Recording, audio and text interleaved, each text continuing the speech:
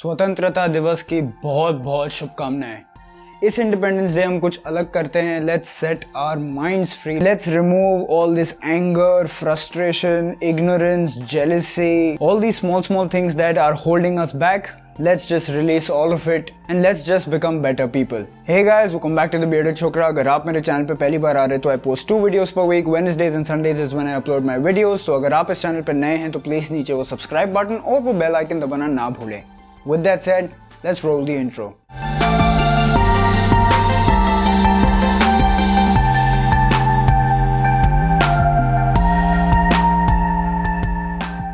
अब मुझे पता है आप में से बहुत सारे लोगों ने इस वीडियो को क्लिक क्यों किया है। बहुत लोगों ने YouTube पे पिछले महीने बहुत ड्रामा देखा है YouTube के ऊपर कार्ब्स के बारे में। बहुत सारे यूट्यूबर्स आए, बहुत सारी बातें हुई। कार्ब्स बुरे हैं, कार्ब्स अच्छे हैं, कार्ब्स आपको कैंसर दे देंगे, कार्ब्स आपको मोटा बना देंगे, कार्ब्स से ये होगा वो होगा। There is a lot that is being going on. और आपको और मसाला चाहिए या फिर आपको सच चाहिए, दो ही रीजन है जिसकी वजह से आपने इस वीडियो को क्लिक किया है। तो आज मैं आपको सच्चाई देने वाला हूं। फर्स्ट एंड फॉरमोस्ट कार्बोहाइड्रेट्स के बारे में थोड़ी सी जानकारी ले लेते हैं। सबसे पहले what is a carbohydrate. Carbohydrate is nothing but a fuel source and it's nothing else. Carbohydrate से आपके बॉडी के अंदर ग्लूकोज बनता है। ग्लूकोज आपके बॉडी को एनर्जी देता है। That is the basic thing. अब मैंने जब बोला कि carbohydrate is a fuel source, it is the preferred fuel source for our body.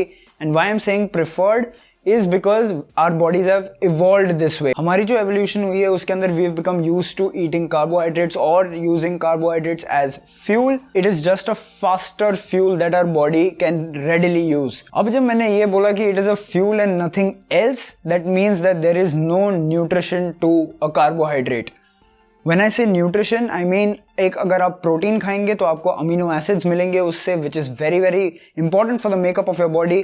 अगर आप फैट्स खाएंगे तो आपको फैटी एसिड्स मिलेंगे और उसी के साथ साथ आपको मिलेगी फैट सॉल्युबल विटामिन्स। बट जब आप कार्बोहाइड्रेट्स खा रहे हैं, ग्लूकोज छोड़ के, शुगर, एनर्जी छोड़ के, आपको कुछ भी नहीं मिल रहा। Second thing, there is nothing called as an essential carbohydrate. एक एसेंशियल अमीनो एसिड होता है फॉर प्रोटीन्स, एक एसेंशियल फैटी एसिड होता है for your fats, but there is nothing called an essential carbohydrate. अब आपकी जो बॉडी है, it is a work of art.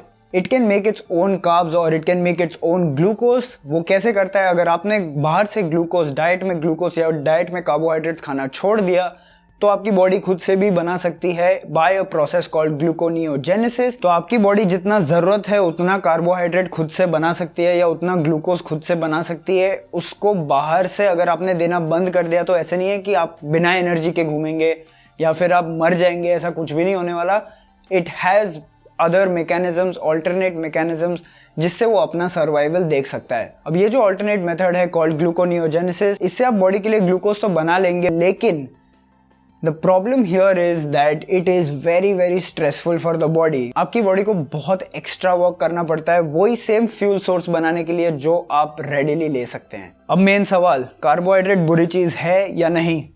नहीं। अब मैं पर्सनली एक कीटोजेनिक डाइट फॉलो कर रहा हूं और मैं खुद कीटोजेनिक डाइट फॉलो करने के बावजूद आपको बोल रहा हूं कि कार्बोहाइड्रेट्स बुरे नहीं हैं। इसके पीछे एक रीजन है और वो रीजन ये है कि अगर आपने अपना खाना बहुत बारीकी से चुना, सोच समझ के आपने अपने खाने को चुना है, चाहे वो कार्ब्स हो या फिर कंप्लीटली एक कीटो डाइट हो, then you are going to live a healthy life. और फिर कार्बोहाइड्रेट्स इतनी बुरी चीज नहीं है। अब मैंने आपको बताया कि मैं खुद कीटोजेनिक डाइट कर रहा हूं। मेरा जो एक्सपीरियंस है कीटो के साथ, उसके ऊपर मैं एक पूरी सीरीज निकालने वाला हूं अपने चैनल के ऊपर। There are going to be a lot of videos on the keto diet. अब मैंने आपको बोला कि कार्बोहाइड्रेट बुरी चीज नहीं है और आपको सही फूड्स चूज करना आना चाहिए। अब इसमें सबसे बड़ा रूल यही है कि आपको वो खाना खाना है जो आपके घर पे बना है या किसी ने बना के दिया है।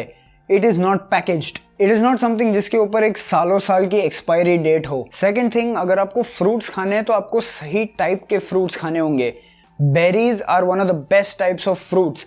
अपार्ट फ्रॉम दैट, जितने भी फ्रूट्स हैं they are very very high in something called fructose, and if you have already very high carb diet and maybe you are having a lot of junk as well, then fruits can be really damaging to your body. So अगर आप carbohydrates पे stick रहना चाहते हैं, then you will have to take moderate amount of carbohydrates, just enough to get you enough energy, and you should have a good dose of fats as well, healthy fats, ghee, butter, cheese, dahi, all these healthy fats you should consume. Main चीज अब यहाँ पे यही है कि आपको अपनी body की सुननी है। कोई भी आप डाइट में जा रहे हैं तो just see how your body feels. अब ऐसे बहुत लोग हैं जो एक बहुत ही लो कार्बोहाइड्रेट डाइट या फिर एक कीटो डाइट के ऊपर बहुत अच्छा करते हैं, एंड जो लोग कार्बोहाइड्रेट पे होते हैं उनसे बेटर परफॉर्म करते हैं, उनसे बेटर एनर्जी लेवल रहती है उनकी, एंड उनसे बेटर हेल्थ भी रहती है।